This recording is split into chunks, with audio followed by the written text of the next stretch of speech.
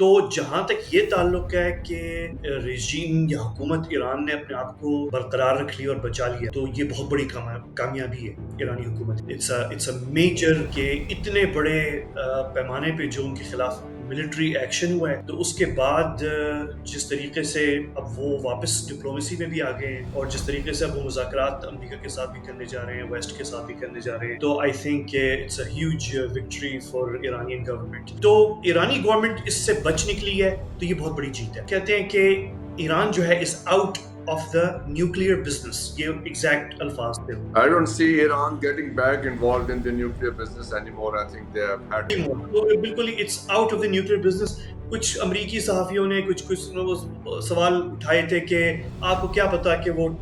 باقی تباہی ہوئی بھی ہے نہیں ہوئی، یہ دنیا میں اس سے بڑے بم ہیں نہیں، اور اس سے بڑے بم جو ہم نے آج تک کہیں نہیں گرے، ہم نے آج گرائے ہیں یہ بم، اور یہ بم جو گرے ہیں، میں نے خود بات کی ان پائلٹ سے اور کمانڈر سے جو اوورسی کرے تھے آپریشن، انہوں نے بتایا کہ ہم نے نہ صرف گرائے ہیں بلکہ ہم نے دیکھا ہے، گرانے کے بعد بھی ہم وہاں ایریا میں تھے، اور ہم نے اس کے بعد بھی جو ہے جو ایریل سرویلنس ہوتی ہے وہ ہم نے وہاں کی کر لی ہے۔ یو این سیکورٹی کونسل کے اندر جو اب واپس جو ڈپلومیٹک پریشر تھا ایران کے اوپر نیوکلیر پروگرام کے حوالے سے، وہ واپس آتا دکھائی دے رہا ہے۔ کل یو این سیکورٹی کونسل نے اجلاس بلایا جس کا ایک ون ٹاپک ایجنڈا تھا، اور وہ تھا ایران نیوکلیر پروگرام۔ کہ شروع میں ہی جو ایران کے سفیر تھے انہوں نے شروع میں کہا کہ یہ ساری ڈسکشن تو ٹھیک ہے ہمارے نیوکلیر پروگرام کے اوپر، لیکن ہمیں اعتراض یہ ہے کہ آپ نے یہاں پہ اس کمرے کے اندر اسرائیل کے سفیر کو کیوں بلایا ہوا ہے؟